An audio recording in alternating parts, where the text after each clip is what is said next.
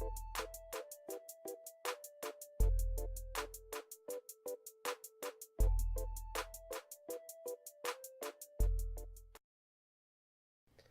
and welcome. Just a quick one with this vlog. I've got a few bits to read out in the statement made. It's about the wealth divide between us, normal people, and the rich. I'll just read this out and then I'll make a couple of points. I'd appreciate your comments. What do you think about this at the end of it, if you would like to? Anyway, the richest 1% of the UK population own more than 20 times wealth than the poorest 20% combined. So the bottom 20% of people in this country, combine them all together, and 1% of the rich people have got 20 times that amount all themselves. So, forgive me for looking down, by the way, because I've got this written down here.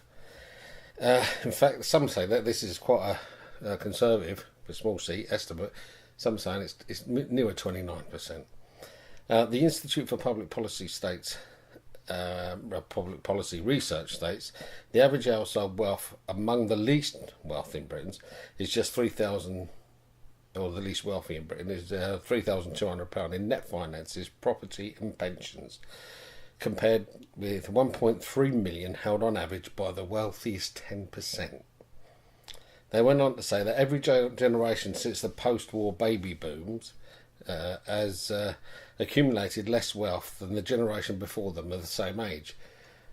In as much like my parents own their own house, a lot of my family own their own homes, but as it's dropped down the generations, younger people now, they're never going to get on the property ladder because the cost of housing is ridiculously high. And the Tories don't like social housing, so it puts people into a position where they have to rent instead of buy, because it's ridiculous. I mean, the rent where I come from, my end of the country, the south coast, you're looking at about £150 to £1,200 a month for your rent, and you can't save nothing up as a deposit on house when you're paying that in rental. Now this don't matter to the rich, I don't care. As long as you're paying private landlords, and private landlords support the Tories and keep giving them money to win elections, they don't care. They don't give a monkey's whatever about it. This same report from the IPPI also estimates the average household debt is set to increase 21.8% by 2027. Right, so that's it was written in 2017, so in 10 years it's going to increase 21.8%. I mean, it's ridiculous. Another report dated the 6th of April says 1 in 5 people live in absolute poverty in the UK, whilst 1% of adults own 14% of the nation's wealth, which comes out at £11 trillion. Absolute poverty is defined by the UN and World Bank as not being able to afford the basic needs of life. Well, now this government doesn't like that. No, we can't have that. So they use a different one. Theirs is their definition is the comparison to the median in 2010-11. The median is the number in the middle of a set. So half of the country earn more and half less.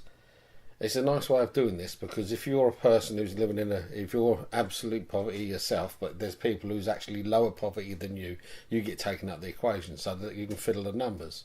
So there ain't that many. If you happen to be a little bit well off, then the next one's down to you. You're not counted. Fiddle the figures. That's how it seems to me, anyway. And people might say all these billionaires have earned all their money, so they deserve it and all that stuff. Well, yeah, 2/3 of them have inherited it, have a monopoly in one field or another, or it's the old boys network cutting in. So cronyism. Three things straight in with the Tory party. Bang, bang. Look after the rich, who look after you. When it comes to election time, we give you a shed load of money. You're not going to bite the hand that feeds you. If you've got somebody who's given you or let you dodge £200 million in tax, you're going to look after them in return. Here's a few million quid, go and win the election, keep winning it, because I could keep dodging me £200 million tax. May said that she turned the UK into a tax haven if it didn't work out with Brexit. Who for? Because I don't know anybody who's rich enough to dodge their taxes. I mean, you have to have millions for that, don't you? They'll chase you down. You owe them 900 quid, they'll chase you down into the grave for it. But if you're a multi-millionaire, you can get away with it. I read somewhere that this government's borrowed more than all the Labour governments combined, something to the tune of £1.4 trillion. It'll take years to pay off that debt. Well, I've read up here 14% got 10 trillion. Let's hit them for some tax and pay it off. Hey, why don't we? Well, I've got a really kind of wacky idea for the Tories, this government. Why don't you start making the people of your end of the market pay the taxes they're due? I'm not saying excessive taxes. I'm saying what they should do. Now, we know there's certain government ministers who've dodged a few bob here and there, well, a few million quid here and there. We know that other people have dodged hundreds of millions of tax. We know that big corporation taxes, they let them off of millions, hundreds of millions of pounds. Well, I'll tell you what, let's have it all back. Start charging them who can afford it instead of ripping it off of the people like me and the poor. And all the middle class, so-called middle class, if you've seen a previous video on one, you know I don't believe it exists. But all those who think they're middle class, where do you think they're going to go when they've ripped all of us off? Who's going to be next in line? You.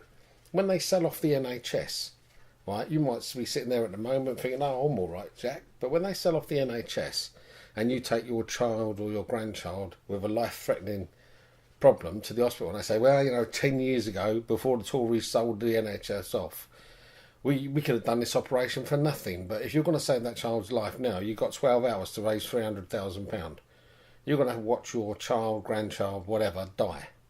And it'd be your fault. Nobody else's. Yours, because you vote them in. It says the middle class, or the so-called middle class, is what keeps the Tories in power. Just. Well, if you're voting Tory, that's what you're voting for. You're voting for the NHS to go, and for all the poor people won't be able to afford to even see a dentist. Everybody else, though, you get a life-threatening disease, even if you reckon you're well off, and they say, oh, it's like a couple I read a few months back. They went to America for holiday and had their baby while they was there. The baby turned up early. By the time they wanted to pay that bill, the bill was £130,000. By the time they came back home, they had to sell their house to pay the bill. This is the kind of thing you're looking at. And if you've got a child, and that child dies because you can't afford it, that's your fault. Because you're voting for it now. How long are you going to wait until the crap comes to your doorstep? How long is it going to be till you wake up and think, crap, what happened to the NHS? What happened there?